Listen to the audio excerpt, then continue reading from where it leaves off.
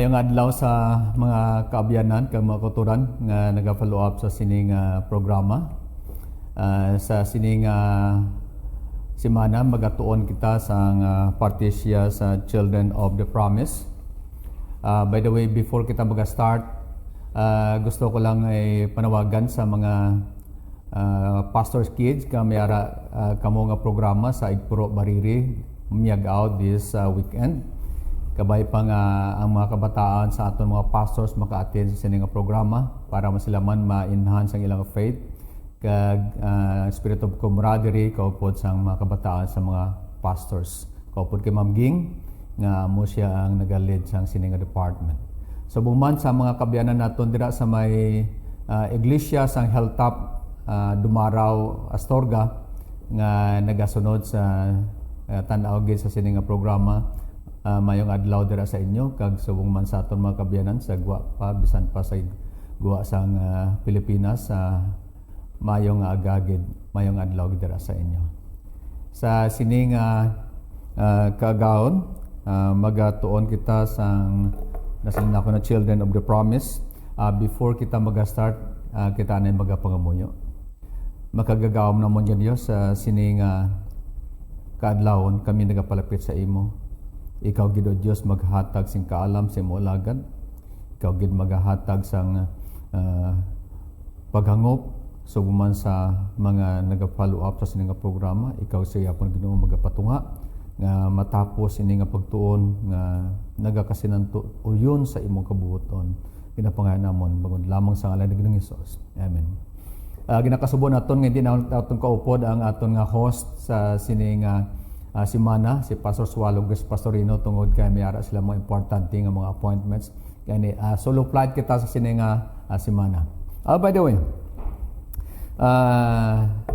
Children of the Promise. Ang kabataan suno sa promesa, suno sa ginpromesa sang Dios sa kay Abraham. Diri sa Psalms chapter 50 verse 5 nagambal, "Gather my saints together to me, those who have made a covenant with me by sacrifice." Nagapanawagan diri ang Ginoo nga sadtong mga katawan nga gusto mag-join sa sining covenant pakigkatipan kaupod sa Ginoo nga naghahimo sang sakripisyo. What God's plan for those joining Him in everlasting covenant? Ano bala ang mga plano sang Ginoo nga siya gapanawagan nga magkaupod kita sa iya nga walay katapusan nga pagigkatipan. Sa sining nga semana magatuon kita sang nanungod sa tunga sang covenant between God and Abraham kag pagasabton ini mga palamongkotanon kung ano bala ang mga plano sang Dios sa mga katawan nga maka-join, makig-angot sa iyang walay katapusan nga pagigkatipan. May ari kitang 5 ka mga promesa diri ang Dios para sa mga katawan, para sa imo, para sa aton tanan nga gusto nga makig-angot ka makigkatipan sa aton nga Dios.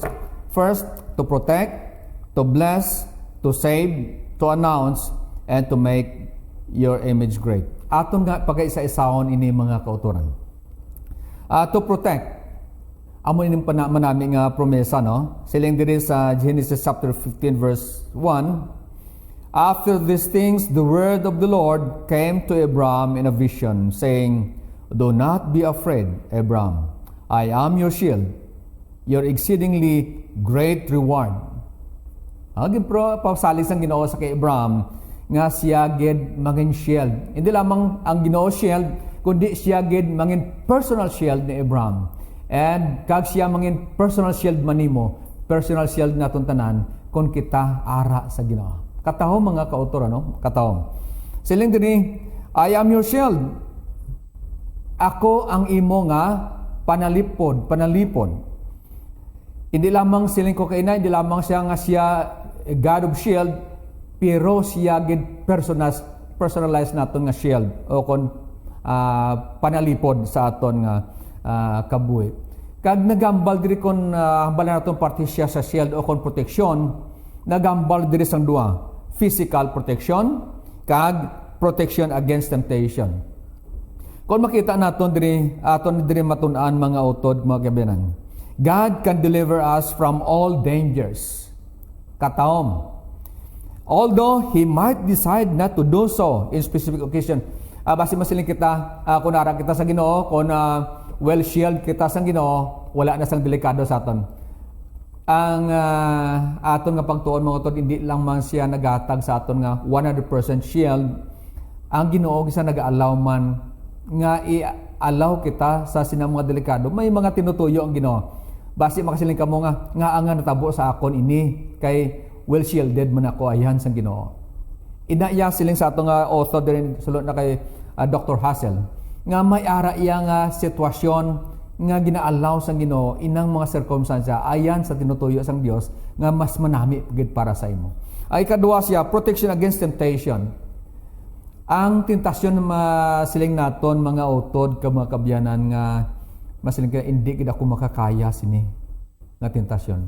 By the way, eksakto San Pablo nga wala sang tanan nga mga pagtilaw bisan tentasyon nga i-allow sang Ginoo sa aton nga hindi naton makaya. Everything can be managed kon ara ka sa kay Ginoong Hesus. Isa ini sa mga promise sang Ginoo nga siya magatag sa aton sang proteksyon kontra sa pagtilaw o tentasyon. God always protect us from temptation if we ask Him to. O galing kay problema ang gisaya, kitay ang problema, mga utod. Sometimes we are praying Satan to tempt us. Kung isa kita pa yan nagapangamuyo, Satanas tintara ako. Nangin vulnerable kita, masami kita nagakadala sa tentasyon, ina tungod kay hindi paginhapiit ang atong relasyon sa Ginoo. Ang siling diri mga utod sa siling San Pablo, pray, pangamuyo ka. Agod nga sa diin ang imong kaluyahon mangin mabaskog sa atubangan sa Ginoo. By the way, ang tentasyon niya hindi mag-abot sa aton kung ina strength naton. Ang mga tentasyon na nag-abot sa aton, mga weaknesses naton ina mga abyan kag mga kauturan. Gani pangamuyo naton nga overcome naton atong weaknesses pinagi sa pagpalapit sa kay Ginoong Hesus, pinagi sa pag-angkon sa iya promesa nga siya gid makaangkon, kita gid makaangkon sa promesa niya, protection against temptations. Okay, ikadua diri nga promesa sa Ginoo, to bless. Paano kita i-bless sa Ginoo? Sa nasiling na naton sa nagligad nga pagtuon nga si Abraham ginpromisahan nga mangin blessing siya sa tanan nga mga panimalay kag katawan. Diri sa Genesis chapter 12 verse 3. I will bless those who bless you, and I will curse him who curses you. And in you all the families of the earth shall be blessed. Ara na siya naplastar na sa kay Abraham nga iyang panimalay ipakamayohon kag ikaw nga mangin kaupod kag magasunod suno sa promesa mangin makaangkon man sa pagpakamayo. How would all the families of the earth be blessed through Abraham? Ang pamangkot, paano nga ang mga panimalay magaangkon sang pagpakamayo pinagi sa kay Abraham? Sana siling na akong kaina, nga kung ara kita nga nagpigkatipan sa Ginoo, ang Ginoo may ara nga maangkon nato ng blessing. No, on one hand, everyone would know of the plan of redemption and thanks to Abraham's descendants. Salamat kita sa kay Abraham nga nangin sa idalom kita sa panimalay ni Abraham, agod nga maangkon man naton. Kung anong blessings na angkon Abraham, mangen blessings man nga aton nga mangkon. On the other hand, the ultimate blessings would come through Abraham's seed. Ang pinakamataas kuno, ang pinakakatapusan o kung mataas nga pagpakamayo pinagi sa binhi ni Abraham. Sino ining binhi ni Abraham? Si San Pablo nagasiling diri sa Galatians chapter 3 verse 16. Kay si Kristo amo siya ang promise nga binhi. Amo siya ang ginpromesa nga mga binhi nga magahatag sing pagpakamayo sa iyang katawan. The Redeemer Himself becomes the means by which the obligations of the covenant arrangement are met and all of His other promises are realized. Si Ginoong Hesus mga utod mga abyan, amo siya ang realization. Amo siya ang nagpakatao kag amo siya ang promesa sa Ginoo nga binhi nga magadulong sa aton sa pagpakamayo. Kag siya ang tanan package. Ara sa iya tanan ang ginaaman sa Ginoo kag para sa imo kag para sa aton tanan. Okay, next nga promesa sa Ginoo, to save. Makaangkon sang kaluwasan. There is a 1 Corinthians chapter 15 verse 57. But thanks be to God who gives us the victory through our Lord Jesus Christ. Pasalamat kita sa Ginoo nga pinaagi sa kay Ginoo maangkon naton ang bug-os nga kadalagan kag labi na gid ang kaluwasan. Pinaagi sa kay Ginoo ma-realize ang promesa sa Ginoo nga makin pagpakamayo kita, makaangkon naton ang pagpakamayo. This world is controlled by sin and wickedness. Bala nato mga utod, mga abyanan. Ining kalibutan nga sa ding atong ginapuy-an sa subong, kontrolado sang sala kag sang kalautan. Tungod kay kontrolado sang sala kag kalautan, ginambal pa ni bisa si Ellen G. White. Si Ellen G. White amo siya ang siya ang direktor sang tanan nga mga kalautan sa sining kalibutan. Kumo kay ikaw kag ako nga nagasunod kag nagapaidalom sa promesa sang covenant sa Ginoo, ikaw ang target sa buong Satanas. Tungod ikaw ang target, kita ang target, kita nga nagadala sing kamaturan, kita nga follow sang pagpakamayo, panimalay nga nagpaidalom sa ginpakamayo sang Ginoo sa Abraham, kita subong ang target ni Satanas. Pero hindi kita magkadlok, hindi kita magkabalaka. Kaya nga, ara si Kristo, He is our shield. Siya ang aton nga proteksyon, siya ang aton tagapangapin, bisan si Satanas pa ang magalanda sa aton. Kataw mga utod, mga kabyanan, nga sa diin sa sininga semana, ang aton nagakahadlok, nagakapunaw nga tagapusoon, may arang konsolasyon. Si Ginoong Hesus nga ginpadala as a promised seed to Abraham, promised seed para sa aton, may ara siyang gahom. He has all the power. He is in control. Bisan pa sa mga katalagban sa kalibutan. This is Psalms 49 verse 7. It is impossible for us to pay the debt of the sins. However, Jesus made it possible through His death and resurrection.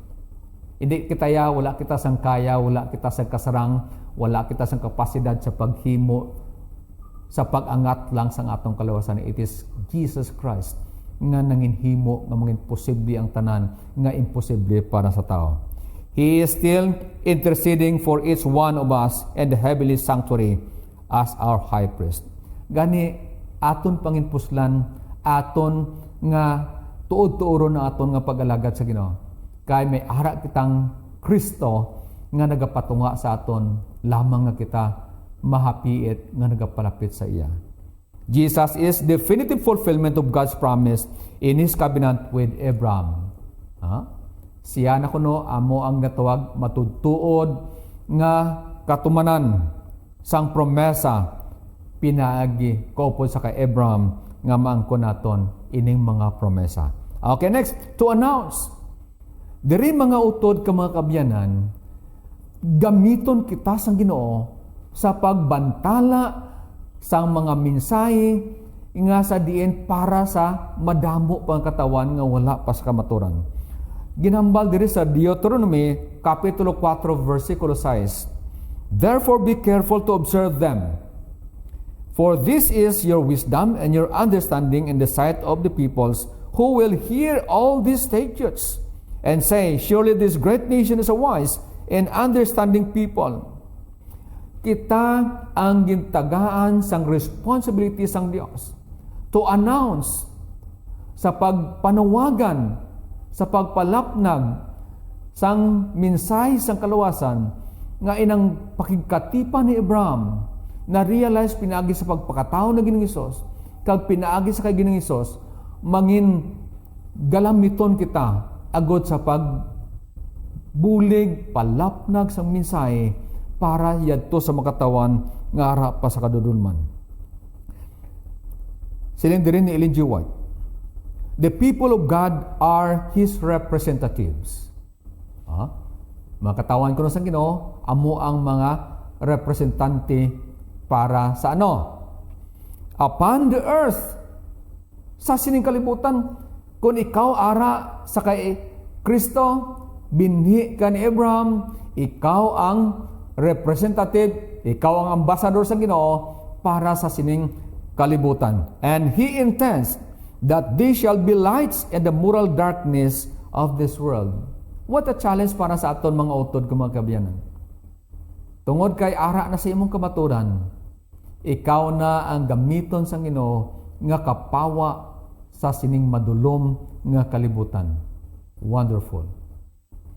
Scattered all over the country in the towns, cities, and villages, they are God's witnesses, the channels through which He will communicate to an unbelieving world the knowledge of His will and the wonders of His grace. Gani mga utod mga abyan, ari na subong ang pangangkat para sa aton. Sa rasiling ko, tungod sa kamaturan nga sa imo, ikaw na manginsuga sa mga barangay, sa mga duog nga sa diin, ara pa ang kadudulman. Ikaw ang mangin suga para sa tinutuyo sa Ginoo nga matagaan sing kapawa ang kalibutan. And the next, to make your name great. Ari ang kanami mga abyan, mga utod. Kung ikaw ara nagapakig-upo sa saad sang Dios, ang imong ngalan mangin great, mangin dako.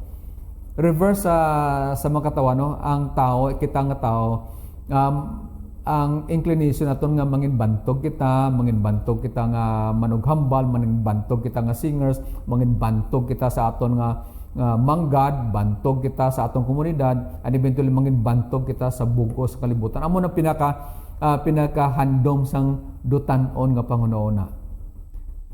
Amo na nga pagkatapos ang anaw, ang tao nagpatukod sang tore nga sa diin mangin bantog sila, magluwas lamang sa tinutuyo nga malikawan nila ang baha, apang mangin bantog sila nga sa diin mangin makita sang bugos nga katawan sang kalibutan. Okay. Deka. Kag sa sining pagtuon naton sa sining kagaon o kung sa sining adlaw mga kaubyan na magkauturan. Kalupang doon naton nga kung ara si Kristo mangin kaupod naton.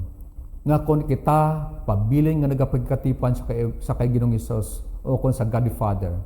Kag kung kita binhi ni Abraham, ara ang binhi nga si Kristo nga amo siyang maghahatag sa aton sang bungkos nga katumanan suno sa tinutuyo sa Ginoo sa aton. Gamiton kita nga magdadaog sang kalag sa atong palibot.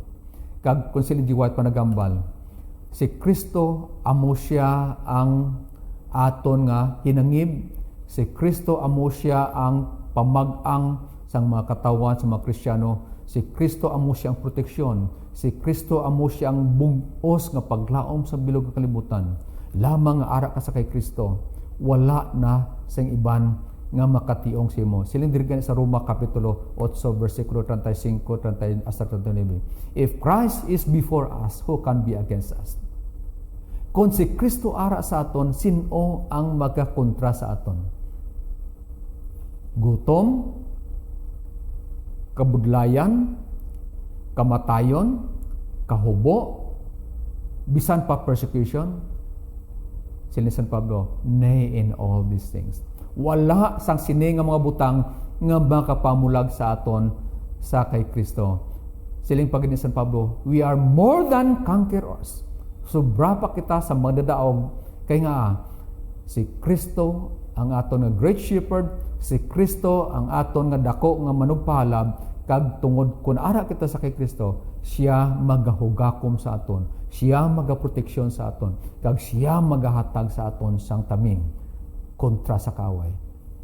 Sa sining simana mga utod mga kabyanan, we are blessed sa sining promesa sa Ginoo subong mga anak ni Abraham, kag kita manunubli sang saad, kag ang isang saad nga ipanublion naton inang proteksyon kabuhing walay katapusan nga ginahanay sang Ginoo pinaagi sa kay Kristo nga sa sini nga panagon sa piyak sang kabudlayan, sa piyak sang kadudulman, sa piyak sang pagginahom ni Satanas ning kalibutan. We have the Christ that strengtheneth us. Kabayang Dios magapay sa inyo sa sini nga semana nga sa din makaangkon kita sing paglaom, makaangkon kita sang buwas damlag tungod ara si Kristo sa aton. Sa pag-close kita magapangamuyo. Amay namon nga labing gamanan sa liwat. Kami nagapalapit sa imo. Kami nagatugyan sang tagsa namon ka mga kaugalingon. Ginakilala namon o Dios ang amon pagkahuyang. Ginakilala namon ang amon pagkatawanon.